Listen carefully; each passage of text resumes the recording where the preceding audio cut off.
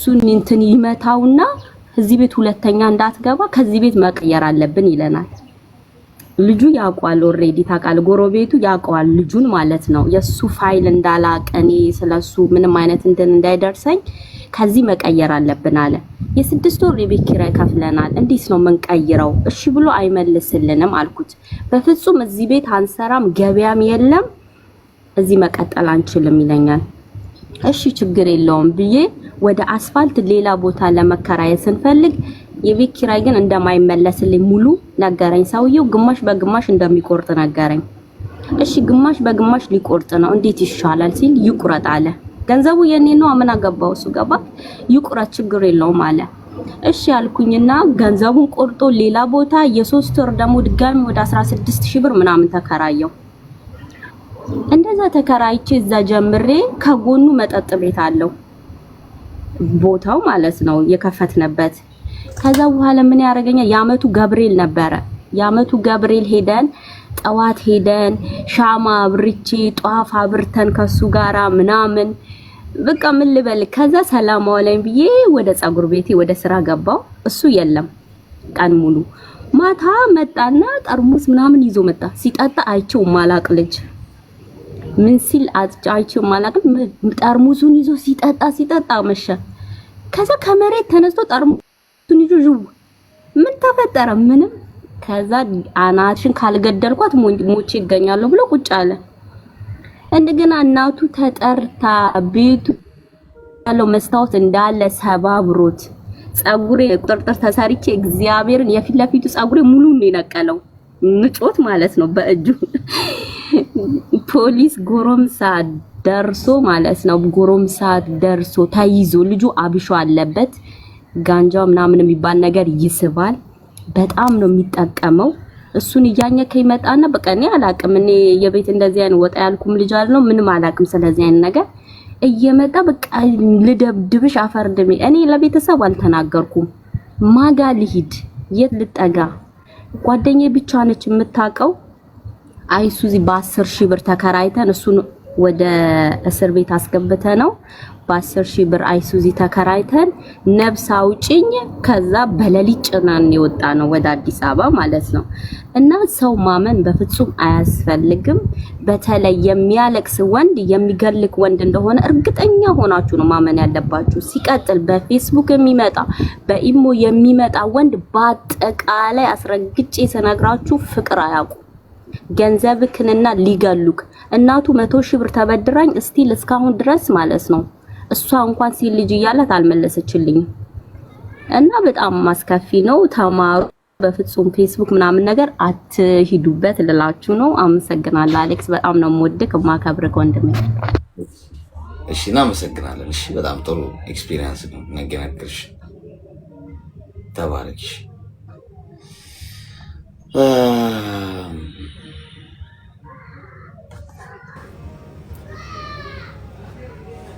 ምን ብያችሁ ነበር? እኔ ቀደም ነግሬያችሁ ይኸው ገና ካፌ ሳልጨርስ የደረሰበት ሰው ራሱ መጥቶ ታንቋይ ትቀልባለህ እንዴ እንዳትሉኝ። አትሰሙማ። ሐቁን እኔ ነገርኳችሁ፣ ሌላ ሰው ነገራችሁ፣ ለውጥ አያመጣም። እውነት ነው ብያችኋለሁ። ሶሻል ሚዲያ ላይ የሚመጡ ሰዎች በማልቀስ ነው ልባችሁ ሊገዙት የሚሞክሩት። እንባ በአጠቃላይ የሀዘን ወይ የመጎዳት አለ። እንባ አንዳንዴ ገዳያችሁ ነው። በእንባ ነው ብዙ ነገር የሚመጣባችሁ። እንግዲህ ከነ ቴስቲሞኒው ሰምታችኋል። መርፌቶ ወጋን አንሰማ ካላችሁ መርፌው ደግሞ ደርሶበት በህይወቱ ላይ እንትን ያለ ሰው መጥቶ ነገራችሁ። እሷ በህይወት የከፈለችው ሰላም አለቀ እኮ። ጤና ይስጥልኝ እናት፣ እንኳን ደህና መጣሽ። እንኳን ደህና ቆየህ። ምን እንታዘዝ? አሌክስ እኔ ከአንተ ምክር ፈልጌ ነበረ። ንገሪኝ። ምን መሰለህ፣ እኔ የፍቅር ህይወት ምናምን ሳይሆን ለህይወቴ ቅድ ታላቅ ወንድም እንድትመክረኝ ፈልጌ ነውና። እሺ እኔ በመጀመሪያ የኔ ህይወት የሚጀምረው እናቴ ለእድሜ ጋብቻ በልጅነቷ ተድራ ከዛን ከባለቤቷ ጋር መቆየት ስላልቻለች በ5 ወሬ ከሀገሯ ይዘኝ ጠፍታ ነበር። ከዛን በሰው ሀገር የዞረች ምናምን ልጅነቷን እኔን በማሳደግ ነው እና ያሳለፈችው። አሁን እኔ ደግሞ ስደርስ እሷን ለማገዝ ከሀገር መውጣት እንዲህ በአረባት ሀገራት ሰርቼ እሷን ማገዝ ፈልጋለሁ። ከዛን ግን ታውቃለህ የወጣ ሰው መመለሻውን አላህ ነው እና የሚያውቀው። አሁን እኔ ደግሞ ቤተሰቦቼን ማግኘት ፈልጋለሁ። የእናቴን ቤተሰቦች ማን ናቸው፣ አባቴ ማን ነው፣ ምንድነው የሚለውን እነሱን አግኝቼ ከነሱ ጋር መተዋወቅ፣ እናቴ ደግሞ ቤተሰቦቿን እንድታገኝ ፈልጋለሁ። ነገር ግን የት ኑሩ እንዴት ኑሩ አላውቅም። እናቴ ደግሞ እኔ ብቻ ሄጄ እንድፈልጋቸው አትፈልግም። እሷ ልጆች ስላሏት እነሱን ሄዳ ፈልገ መንገድ አትችልም። እኔ ግን እነሱን መንገድ ስለምፈልግ እሷ ደግሞ አይሆንም የሆነ ነገር ብትሆንብኝ ጸጸቱን ለኔ ነው ትለኛለች። እና እንዴት ላድርግ? ዝም ብዬ ልውጣ ወይስ ቤተሰቦቼን አግኝቼ ልውጣ ብሎ ነገር አስጨንቆኛል። አሁን የት ነው ያለሽ? አሁን እኛ አፋር ክልል ነው የምንኖረው። ምን ያህል ጊዜ ነው ሁሉ ነገር ከሆነ? በየኔ እድሜ 19 ዓመት 19 ዓመት ሆኗቸዋል። ከዛ ቦታ ማለት እናቴ የኔ እኩያ ነች። ለኔ ብዙ አትበልጥም። በ13 ዓመቷ ነው የወለደችኝ። አሁን 2 ታናናሽ እህትና ወንድም አለኝና እነሱን ትታ ሄዳ ፈልጋ ምናምን እንደዚህ ልታገናኘኝ አትችልም። ገቢያችን ደግሞ ትንሽ ነው ያው እና እኔ ሄጄ ላገኛቸው ፈልጋለሁ፣ ግን የት እንዳሉ ምናምን አድራሻቸውን በግጥ እሷ ታውቃለች። ግን እኔ ሄጄ እነሱ ማግኘት እፈልጋለሁ፣ ግን እሷ ትፈራለች። ሴት ነሽ፣ መንገድ ላይ ነገር ብትሆኝብኝስ ደግሞ ግርግር ምናምን አለና እዛ ጦርነት ውስጥ ብትገቡኝ ስራ ትፈራለች። ይሄ ደግሞ እሷን ብቻዋን ጥያት ብሄድ ያጣደፍሽ ከእናትሽ ጋር በሰላም አትኖሩ። ተረጋጊ፣ ይደርሳሉ ነገር በጊዜ በቃ ታውቃለች። እናት ልትነግርሽ አልፈለገችም ማለት ኦኬ፣ ጊዜ ስጪ ውስጥ ተረጋጊ። 19 ዓመትሽ ነው ገና። እስቲ ጠንክሪ ትንሽ። ከእናትሽ ጎን ሁኚ። እውነታቸውን ነው።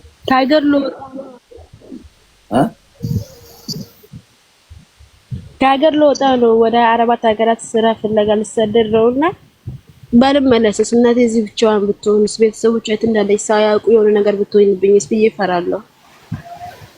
ይኸውልሽ አሁን ሁለት ወዱ አይቻልም። አንደኛ ነገር እናትሽን ከእናትሽ ጎን ቁሚ። የት እንዳሉ አታውቂም፣ አድራሻቸውን አታውቂም። እናትሽ ያውቃሉ አይደል? ስለዚህ ቢፈልጉ ያገናኙሻል። ብታገኛቸው ጥሩ ነው። ግን ደግሞ ቆይ ካሉሽ እናትሽ የእናትሽን ሀሳብ አክብሪ። ለሁሉም ነገር ጊዜ አለ። እዚህ እዛ ላለው እናትሽን እንዳታስከፊያቸው፣ እንዳታስቀይሚያቸው። ምክንያቱም ጥለውሽ ይዘውሽ የሄዱት ያ ነገር እንዳይከሰትብሽ ማለት ነው የነገርሽን ጉዳይ። ስለዚህ ከእናትሽ ጎን ቆሚ። ከቻልሽ በፍቅር ለማግባባት እና ወይ አብራችሁ ለማግኘት የምትሞክሩበትን መንገድ መፍጠር ነው። ለብቻዬ ግን ሂጂ ብለሽ በዚህ በ19 ዓመትሽ እንግዲህ ለምን ትሰደጃለሽ አልልሽም። አንቺ ደግሞ ምክንያት ይኖርሻል። በአንቺ ጫማ ውስጥ ሆኖ ማየት ያስፈልጋል። ገብቶሻል? ግን አሁን ሁለት ነገር በአንዴ ስለማድረግ አታስቢ። ሁለት እግር አለኝ ተብሎ ሁለት ዛፍ ላይ አይወጣም። አንዱን መምረጥ ነው። ጊዜው ሲደርስ ወይ ራሳቸው ሊያገናኙሽ ይችላሉ፣ ፈጣሪ ከፈቀደ። አሁን የትም ቦታ እኮ በአጋጣሚ ቢሆን ዘመዶችሽን እንደዚህ ልታገኛቸው ትችላለሽ። ግን ዋናው ነገር አሁን መሰመር ያለበት ረጋ፣ ገና 19 ዓመትሽ ገብቶሻል አይደል? ስለዚህ ፈልጋለሁ እናቴ ሳትነግረኝ ብለሽ ለቀሽ ብትወጪ እንግዲህ የሆነ ነገር ብትሆኝስ? ስለዚህ ተረጋጊ፣ እናትሽን አታስጨንቂያቸው። እሺ እሺ አለክስ አመሰግናለሁ። ደንጋ እሺ ሁሌ ለማለት እሺ እናት እሺ አመሰግናለሁ። እሺ 19 ዓመት ልጅ አሁን ስትሰደድ አስቡት። በቃ እኮ አንዳንዴ እኮ ምን ግራ ማለት አታርጊም ደግሞ አትሏትም። ገብቷችኋል? ለምን መሰላችሁ? ምን ትሰጧታላችሁ? ገብቷችኋል? ዛጋ እኮ እሷ ምናልባት ህይወትን ለማሸነፍ እኮ ነው በቃ አማራጭ ስታጣ ነው እያሰበች ያለችው። ግን አሁን ሁለት ነገር ለማድረግ እያሰበች ለመሰደድም ታስባለች። እንደገና ደግሞ የ19 ዓመት ሙሉ የጠፉ ቤተሰቦቿን ስለመፈለግ ታስባለች። ሁለት ቦታ ተሰነጣጥቀሽ እናትሽን ከአንዱ ሳትሆኚ ጭንቀት አትፍጠሪባቸው። ጋይስ 2000 ሰዎች ሜምበር ማትሆኑት መርፌ እንድንወጋችሁ ነው። ቤት ለቤት ክትባት እንድንጀምር ነው። ከስሜ ጎን ያለውን የልብ ቅርጽ ምልክት እየነካችሁ ሜምበር ሁኑ። እሺ ሁላችሁ ሜምበር ሁኑ። ያ ሜምበር ያልሆነ ላይፍ ስገባ ይመጣላችኋል ምናምን። ሜምበር የዚህ ቤት ሜምበር ሁኑ ማለት ነው። በቃ እንትን አለው። ሄሎ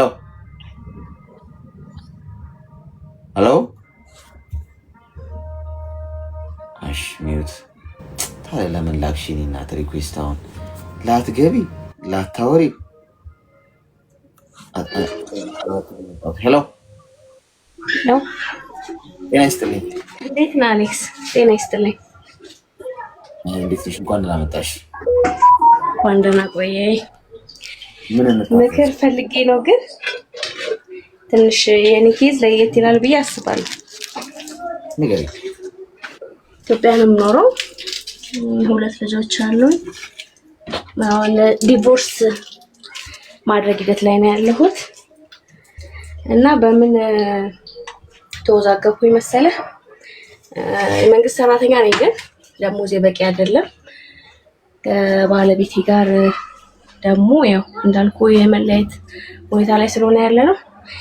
ይሄ አንዳንድ ወጪዎች የቤት ኪራይ ክፈል አትክፈል ምናምን የሚሉ ነገሮች መጨቃጨቅ አልፈልግም እና የተለያየንበትም ጉዳይ ቺት አድርጎብኝ ነው እና አረብ ሀገር ሄጄ ልስራ የሚል ሀሳብ አለኝ በአንድ በኩል ደግሞ ልጆች የኔን ፍቅር ማግኘት አለባቸው የሚል ደግሞ ሀሳብ አለኝ በሌላ በኩል እና በዚህ መሀል ኮንፊውዝ ሆኜ ነው ያለሁት እና የጸሎትም አድርጌ ከእግዚአብሔር ወይስ ልትፋቱ ነው? ኦልሬዲ ተለያይተናል። እሱ ቤተሰቦቹ ጋር ነው ያለው፣ እኔ ብቻዬን ነው የኖርኩ ያለሁት ኪራይ ቤት ላይ ማለት ነው። ልጆቹ ስንት ልጆች ነው? 2 ልጆች አሉ። የ7 ዓመት እና ማለት ብቻሽን ነው የምታሳድጊያቸው? እሱ ሰፖርት ያደርጋል፣ ግን ያው በእንትን ነው በጭቅጭቅ ምናምን አለ አይደለም። መታረቅ ይፈልጋልና ድጋሚ ያንንም ለማድረግ የተለምኑ አይነት ነገር ነው። ብዙ ነገር ያው ልጆች ስላሉ ብዙ ነገር ማውራት አልፈልግም፣ ግን የማያስኖሩ ነገሮች አሉ። ቅድም እንዳልኩ ቺት አድርጎብኝ ነውና ባክ ማድረግ አልፈልግም። 11 ዓመት ብዙ ነገር አሳልፌያለሁ። ወድብድ ምናምን ነገርና አሁን እዚህ ደረጃ ላይ ደርሻለሁና አሁን ያው ልጆቼ በአግባቡ ማሳደግ እንዳለብኝ አምናለሁ። የኔንስ ፍቅር ቢያጡ አይጎዱም ወይ እላለሁ። ፋይናንሻሊ ደግሞ ለነሱ ማድረግ ያለብኝን ነገር ማድረግ አልችልም አሁን ባለውበት ሁኔታ። በልጅነቴ ነው ያገባሁት። ፋሚሊ ማላገስኩም፣ ቤተሰብ ለማገዝ ማስባለሁ እና በዚህ ውስጥ ተጠርጥር ብዬ ነው ያለሁት። ምን መሰለሽ አሁን ወተሽ መስራት ልጆችሽ ጋር ሆነሽ ደግሞ እዛ መስራት የሚለውን ሀሳብ እንዳንቺ ማለም መሰለሽ አሁን እዚህ ጋር ደልቶት ተመችቶት የሚኖር ሰው እዛ ቁጭ ብትይ ከልጆችሽ ጋር ብሎ ሀሳብ ሊሰጥሽ ይችላል። ደግሞ እንዳንቺ አይነት ተመሳሳይ ህይወት ውስጥ ደግሞ ያለፈ ሰው አይ ጠንከር ብለሽ ልጆችሽን እንደምንም ሚዝልሽ ሰው ካገኘሽ ወጣ ብለሽ ሰርተሽ ሰራ አድርገሽ ያገኘሻት መተሽ ደግሞ የሆነ ነገር በራስሽ ስለመቆም አስቢ ሊልሽ ይችላል። ስለዚህ ምንድነው ማድረግ ያለብሽ? እንዳንቺ ጫማ ወይም እንደራስሽ ነው መወሰን ያለብሽ። ለምን መሰለሽ? ይህ በአንቺ ፖይንት ኦፍ ቪው ነው። እኛ በአንቺ ፖይንት ኦፍ ቪው ውስጥ ሆነን ህይወትን ልናየው አንችልም። አንቺ ነሽ እዛው ቦታው ላይ የተቀመጥሽው፣ እሳቱ ላይም ምቾቱ ላይም ምሬቱ ላይ ምኑ ላይም ያለሽ። እንዲህ አድርጊ ማለት ሊቀል ይችላል። ገብቶሻል አይደል? ስለዚህ እሱ የምትወስኚው አንቺ ነሽ። ምን ያህል አንገብጋቢ ነው አንቺ ያለሽበት ሁኔታ። አማራጭ በህይወቶችሽ ውስጥ ካሉ የተሻለውን አማራጭ ትወስጃለሽ፣ ጥሩን ትወስጃለሽ፣ ጥሩን ምርጫ። ጥሩ ግን ከሌለና ሁሉም መጥፎዎች ከሆኑ ህይወትሽ ውስጥ የቀረቡልሽ አማራጮች የተሻለ መጥፎ የሚባለውን ትወስጃለሽ። እንደዛ ነው የምትመርጪው። ገብቶሻል? ውሳኔ ስትወስኚ ጠረጴዛው ላይ ከተቀመጡ ውስጥ አማራጮች ውስጥ ህይወት የምርጫ ጉዳይ ነው። መምረጥ አለብሽ የግድ አንድ መምረጥ። ጠረጴዛሽ ላይ ጥሩ ምርጫ ካለ ጥሩን ቹዝ ታደርጊያለሽ። በጣም ጥሩ ለአንቺ ተስማሚ ሆነ። ግን ጥሩ ከሌለስ ደግሞ ሁሉም መጥፎ አማራጭ ቢሆን ሁሉም ገደላ ገደል ቢሆን የተሻለውን መጥፎ ትወስጂ። ተረጋግተሽ ለመስራት የምትችይበት ሁኔታ ካለ ከልጆችሽ ጋር ሆነች ልጆችሽን ራስሽ እያሳደግሽ በደንብ ተንከባክበሻቸው መኖር በጣም የተሻለ አማራጭ ነው። ለምንም ጥያቄ የሌለው እሱ። አሌክስ እዚህ ጋር አላቋርጠኝና በጣም ይቅርታ። እናቴ አለች በቅርብ ልጆቼ ልትይዘልኝ ትችላለች። ዞሮ ዞሮ ያው ለልጆች ነው የምንኖረው እስከ ወለድን ድረስ ማለት ነው። እናቴ ብትይዝልኝም ልጆቼ ፍቅር ማግኘት አለባቸው ብዬ አስባለሁ። አባታቸውንም ፍቅር ሉዝ አድርገው የኔንም ሉዝ ማድረግ የለባቸውም ብዬ ስለማስብ እንጂ አሁን ላይ እንዳውም ትንሹን ማዘርጋ ነው አብዛኛው ጊዜ የሚሆነው። እኔ ስራ ስለምውል ማታ ላይ ደግሞ ትልቁን ስለማስጠና ምናምን፣ ግን ከዚህ በላይ መኖር እንዳለብኝ እኔ በራሴም ደግሞ አስባለሁ። ብዙ ጊዜ ፍቅር እያልኩ ስጃጃል ብዙ ጊዜ ስላሳለፍኩኝ ያንን ነው አስዩም እያደረኩ ያለሁት እንጂ እናቴ በደንብ አድርጋ ሃንድል ልታደርግልኝ ትችላለች። ፓስፖርት አወጣሁኝ፣ ቀያየኩኝ ምናምን ኢቨን እኔ እስከ ማስተርስ ድረስ ተምሬያለሁ። እና አንዳንዴ ደግሞ እንትን እላለሁ ወደኋላ የሚጎት እዚህ ድረስ ተምሬ ለምንድን ነው ድጋሚ የማይሆን ነገር ላይ የምገባውን ብዬ አስባለሁ። እና ከ6 ወር አስቤ ነው አሁን ላይ እስቲ ቆይ አሌክስ የተሻለ ሀሳብ ሊሰጠኝ ይችላል ብዬ አንተ ጋር የገባሁት እንጂ ኦልሞስት ከ6 ወር በላይ አስቤበታለሁ። ግን ምንም ውሳኔ ላይ ሊደርስ አልቻልኩም። በቃ ሁለቱም ላይ ኮንፊውዝድ ሆኜ ነው ያለሁት። እና አሁን ሚውት አድርጊ እና አዳምጪኝ። አሁን እኔ ሴት ልጅ በራሷ ስትቆም ደስ ይለኛል። ሴት ልጅ አሁን በተለይ እንደዚህ ቺት ተደርጎባት ምናምን አንዳንዱ ሰው ቺት ተደርጎብሽ አብረሽ እንድትኖሪ ምን ችግር አለው? በቃ እንዲህ ከምትቸገሪ ምናምን ቻል አድርገሽው ምናምን እሱንም በቃ ይቅር ብለሽው። አዎ ይቅር ማለት ጥሩ ነው ባይዘይ። ግን እቺ ልጅ ቺት ተደርጎባት ነው። አሁን እንደዚህ ብሎ የሚያስበው ሰው ቺት ቢደረግበት ይቀጥላል ወይ? አይሻ ፖይንቱ እሱ ነው። በአንቺ ቦታ ቢሆን አያረገውም እኮ አያረገው። ወንድም ይሁን ሴት ከባድ ቀይ መስመር ነው ይሄ። ባትፋቱ ጥሩ ነው እኮ ገብቶሻል። ትዳር መፍታት ኃጢአት ነው። ግን ደግሞ አንዳንዴ ፈጣሪም ደግሞ ፍትሃዊ ነው ገብቶሻል። ምክንያቱም እንዲህ ተደርገሽ ደግሞ እንድትኖሪም አይገፋሽም። በቃ ቢያንስ በሃይማኖት እንኳን በመንፈሳዊ ህይወት እንኳን ይሄ ቺት ተደርጎባቸው ባል ወይ ሌላ ገላ ሄዶ አቅፎ ከተኛ ሴትም እንደዛው በቃ ታርቀ ችለ ኑር ምናምን አይገፋም። በቃ ውሳኔው ያንተ ነው። መፍታትም ትችላለህ በዚህ መንገድ፣ ግን አትሊስት የሆነ ፋታ ይሰጠዋል ገብቶሻል እንጂ ዝም ብሎ ትዳር አይፈታም። ይሄ ግን በጣም ከባድ ጉዳይ ነው። መማገጥ ማለት ባይዞ በጣም በጣም በጣም በጣም ሴንሲቲቭ የሆነ ጉዳይ ነው። የመጨረሻ ለደረሰበት ሰው የደረሰብሽ አንቺ ነሽ እና ማንም በአንቺ ጫማ ውስጥ ሆኖ አይረዳውም። ሲንግል የሆነ ሰው ወይ ደግሞ ምንም እንደዚህ ያለ ምን ችግር አለው ይልሻል። ቦታው ላይ ሲሆን ግን ምን ያህል እንደሚያንገበግብ እና ምን ያህል እንደሚያማ አልገባውም። ስለዚህ እዛ ላይ ልገፋሽ አልችልም። እኔ ግን ተፈጠፈጠች ኔትወርኳ ነው አይ ቲንክ። ግን ቢሆን ጥሩ የሚሆነው እዛ ስራ የምታገኝበት ሁኔታ ካለ የመጀመሪያ ኦፕሽንሽ እሱ ቢሆን ጥሩ እንደኔ ከልጅሽ ጋር ልጆች ራስሽ ይዘሽ እናትሽ ልትይዛቸው ትችላለች እኮ ግን እንዳንቺ ብዙ ላይሆን ይችላል። ልጆቹ ያንቺ ጋር ቅፍ ምናምን ያስፈልጋቸው። ግን አማራጭ ካጣሽ ግን የእሱን እጅ እየጠበቅሽ ነው የተጨቃጨቅሽ መኖር አለብሽ ብሎ ደግሞ ማንም ሰው አይፈርድብሽም። ገብቶሻል። በራስሽ ራስሽን ችለሽ መቆም አለብሽ። ለልጆችሽ መድረስ አለብሽ። መታበያቸው ያስፈልጋቸዋል። ጥሩ ትምህርት ቤት ማስተማር አለብሽ። እሱ የሚሰጥሽ የሆነ ምናምን 100 ብሮች በአፍንጫሽ ውጣ ማለት ነው። ራስሽን ልጆችሽን በጥርስሽ ይዘሽ ማሳደግ፣ ደህና ነገር ሰርተሽ መተሽ ነገ የራስሽን ነገር ይዘሽ ደግሞ ስለመስራት ታስቢያለሽ። ግን እሱ ሁለተኛ ፕላን ቢ ቢሆን ጥሩ ነው ባይ ነኝ። ፕላን ቢ ማለት ምንም ምርጫ ስታጭ ኦኬ በቃ ከምሞት ከምጎዳ ከልጆቼ ከምወድቅ ብለሽ የምትወስጂው ፕላን ቢ። ፕላን ኤ ግን እዛ እንዲህም ብለሽ ማስተርስ አለኝ ብለሻለሁ። በጣም አሪፍ ነው። በቃ ጥረሽ ያንን ነገር ለማሳካት መሞከር ነው እንጂ አሁን በአንቺ ቦታ እንዲያርጊ ብሎ መናገር ቀላል ሊሆን ይችላል። ለተናጋሪው ለተቀማጭ ሰማይ ቅርቡ ነው ይባላል አይደል? ሚነካው ነው የሚመስለው። እንደዚህ ቅርቡ ቀላል። ሄሎ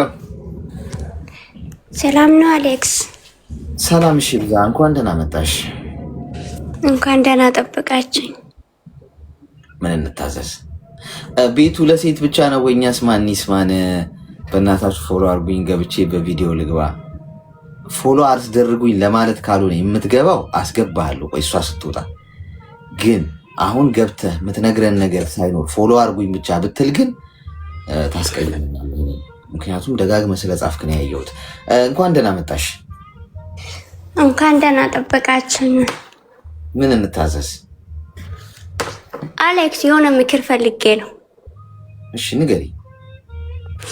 ግን ልቤ የፈራው ነው። ስማ ማንን ነው የምትፈራ? አስፈራለሁ እኔ? አንተ አትፈራም፣ ግን ያው መጀመሪያ መግባቴ ነው ለዛ። ችግር የለም አይዞሽ፣ ምንም እንዳትፈሪ። ውሃ ጠጪ እስኪ፣ ውሃ ያረጋጋሻል። እንዳትፈሪ እሺ። እሺ ካሊ ተጣስ አንዴ እስክትጀምሩ ነው። ከዛ በኋላ እንደውም እንዳታስወጡኝ ነው የምትይው። ችግር የለም ሜምበር ሁኑ እሺ። ከላይ ከስሜ ያለው አሌክስ በጣም ተጨናንቃለሁ። እኔ ሁሌ አዳምጣለሁ፣ ከስር ተቀምጬ አዳምጣለሁ። ምክር ለሰዎች የምሰጠው ምክር አዳምጣለሁ፣ ግን ትንሽ ችግር ውስጥ ነው ያለሁትና አይዞሽ ንገሪኝ እስኪ። እኔ ያለሁት አሁን ለጊዜ ኩዌት ነኝ ያለሁትና እሺ እና ቤት ነው ኢትዮጵያ። እኔ እዚህ ከመጣሁ ቆይቻለሁና ቤት ገዝቼ ነበረ። ከሆነ ጊዜ ተሳፍሬ ወደ ሀገሬ ተመልሼ ቤት ገዝቼ ነበር። እሺ ከዛ በዛን ጊዜ ያው ቤተሰብ ስለሌለኝም ብቻዬን ሄድኩት እና ሲሄድ የተጨበረበረ ካርታ ነው የሸጡልኝ ማለት ነው። ማለት ካርታ ትክክል አይደለም የሸጠኝ። እኔ ማለት አንደኛ እኔ ሰው የለኝም እና ብቻዬን ስለሆንኩ በቃ መሬቱ በዛን ጊዜ ብርም የሰራውበት የሚበቃኝ ስለሆነ ሰው ነው የሆነ ሰው በቃ ያቅምሽ ይበቃሻል ግዢ ያለኝና ከዛ ገዝቼ መጣሁ። ከዛ የሆነ ጊዜ ማን ነው እንድትገዢ እንደዛ እንትን ያለሽ የገፋፋሽ? የእህቴ ባል ነው። እሺ ከዛ ከሱ ሰውየው ጋር አገናኘኝ፣ የሚሸጠኝ ሰውየው ጋር አገናኘኝ። ከዛ ተገናኘን። ብር በዛን ጊዜ ብር የሚበቃኝ ቤት ነው እና ለሆነ ቤት ስታሳየኝ ብር አይበቃኝም ብሎኝ ከዛ ያኛ ሲያሳየኝ አቅሜ የሚችለውና ገዛሁት። እሺ ከዛ ገዝቼ እዚህ መጥቼ የሆነ ትርፍ ነበረ ቤቱም አለበትና ሰርቪስም ከኋላ አለ 200 ካሬ ነውና እሱ ላይ ለምን ሰርቪስ አልሰራልሽም? ትርፍ ስላለ የሆነ ግንብ አለ በሱ በኩል እና ይፈርስና ሰርቪስ ይሰራልሻለን ትንሽ ብር ነው አለ። በዛን ጊዜ ኮሮና የነበረ ጊዜ ነው። ኮሮና ሳይመጣ በፊት ነው እኔ ከዚህ የሄድኩት ማለት ነው። እሺ ከዛ እሺ ብዬ አንደኛው የሚመከረኝ ሰው የለኝም፣ ውስጤንም እንትን የሚል ስለሌለኝም ምሉት ሰምቼ እሺ ብዬ ተስማማውንም ከእቴ ባል ነውና ሰውየው የተነጋገሩት። እሺ ብዬ ብሩ የተወሰነ 100,000 ብር ነበር እጄ ላይ ቤቱ ላይ በተረፈኝ። ይሄን ቡልኬቱን ፌሮን ይገዛል ምናምን ብሎ አውቆ እኔ እዛ ያለ ጊዜ ይሄን ትንሽ ገዛስቸው ልክ እኔ ሲመጣ ቤቱን አልተሰራም አቆመ። ከዛ የሆነ ፎቶ አነሱና ላኩልኝ ሲላቸው ስልክ አነሱልኝ። የቤቱም አልተሰራም። ለምን ስላቸው እቃው በጣም ወደዋል፣ ኮሮና ስለገባ እቃው ስለተወደደ መስራት አልቻለም። ብር ድጋሜ ካላክሻሉ ድጋሜ ላኩት። ብሩም ከወሰዱ በኋላም አልተሰራም። ከዛም በኋላ በቃ ዝም ብዬ ምንም ማድረግ ስለማልችለው በቃ ምን ላድርግ ብዬ ከዛም በኋላ አቆምኩ። ብሩ መላኩን አቆምኩና ተወሰነ ብር ልኬ ከዛም በኋላ አቆምኩ። ከዛ የተወሰነ ጊዜ 2 ዓመት ሰርቼ ድጋሜ ሄድኩት ኢትዮጵያ ማለት ነው። ከዛ ሲሄድ ያው አሸዋን ቤት ውስጥ ትንሽዬ ግቢ ውስጥ አለ። ለዛ ላይ ደግሞ የሚኖር ነፃ ነው። 2 ዓመት ሙሉ ነፃ ነው ቤቱ የተቀመጡት ማለት ነው። ቤቱ ራሱ የቻለ ነውና ቢከራይ ያስብም ስንት የሚያወጣ ግን ማብራቱን አስገብቷል። ማብራቱን ነው የሚከፍለው፣ ውሃ ነው የሚከፍለው። ከዚህ ልክ ውሃ ነው ራሴ ነው የሚከፍለው። አስብ እነሱ ነፃ አይኖርኩበት ማለት ነው።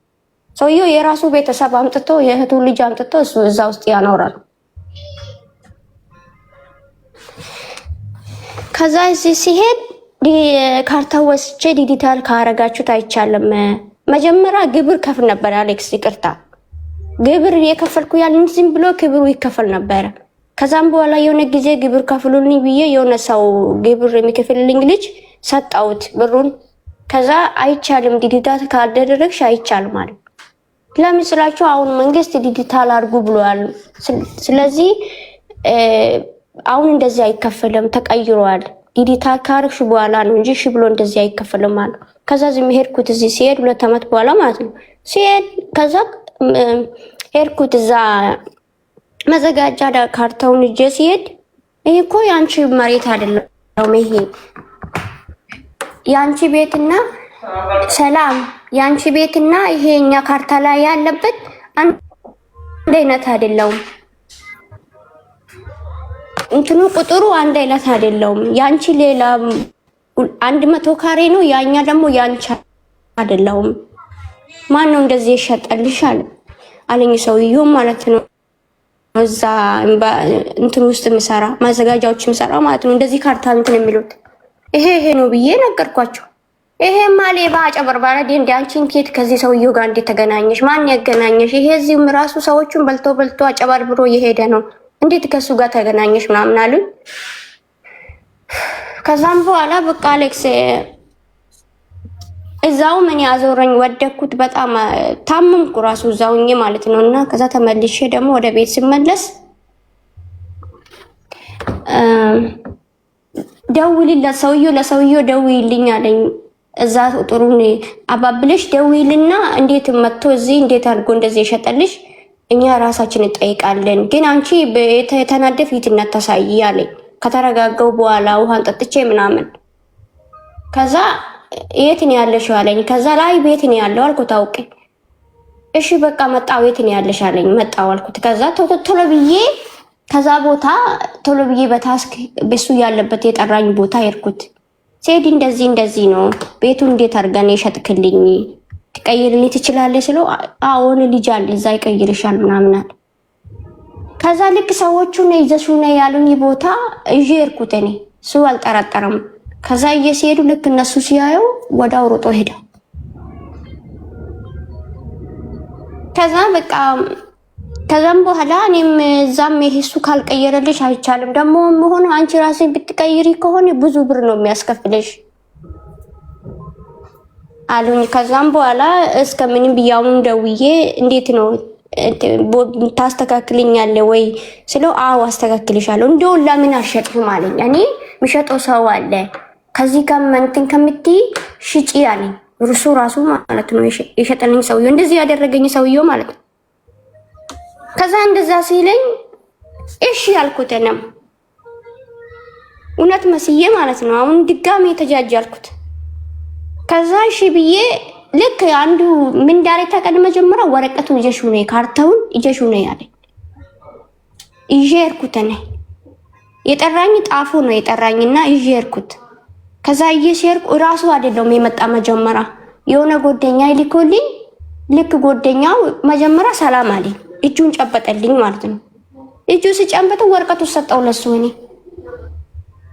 ከዛ ወረቀቱ ሰጥቼ ልክ መኪና ውስጥ ይዞኝ ሄዱት። ሲሄዱ የቱን የተገኘው ይሄ ሁሉ ሲያደርጉ ማለት ነው እኔ ምን ያላቅም ለእንደኛ ብቻዬ ነኝ።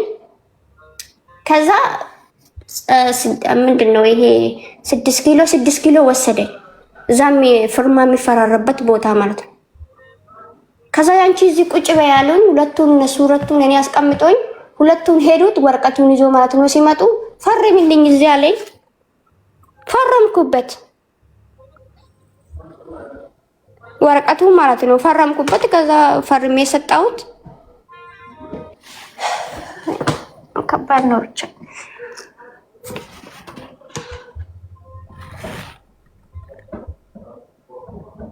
አይዞሽ። አንደኛ ላይ ሰው መኖሬ ሰው ማንም ከጎኔ የለኝም። እግዚአብሔር እኔ እዚህ ሀገር 10 አመት ነው የሰራሁት። ሀላይና ታለባት ብዙ ነገር ተሰቃይቻለሁ። ግን ግራ ገብቶኛል። አሁን እዚህ ያለውበት ቤትም በጣም ከባድ ናቸው። ችዬ ነው የምኖረው። 18 ሰዎች ናቸው ጋር አብረው የሚኖረው። እዚህ ብቻዬን ሰራተኛ የሉ። ከዛም በኋላ ወረቀቱ እንግዲህ እግዚአብሔር አንዴ ላጠፋኝ ማለት ብር አለኝ እሷ ጋር ብር አበደረችልኝ ብሎ ወረቀቱን እኔ እኩልና የሰጠሁትን ቤቱም እዛ ላይ ደግሞ ያው እግዚአብሔር ሲያስረዳኝ ነው እኔ ጋር ብር አላት ብሎኝ እዛ ላይ ፈርመዋል ማለት ነው ራሱ ሰውዬው ማለት ነው። ያው ወረቀቱን ይዤ ከሰስኩት እኔ ጋር አለኝ ብር ብሎ እሱ የጻፈልኝ ወረቀት ይዤ መጣ። ይዤ ከሰስኩት ሲከሰሰው እዚህም ኩዌት እዚህም ኤምባሲ ነውና ተቀበሉልኝ። ከሰስኩ ሁለት አሁን ቢያንስ 6 ወር ሆኗል።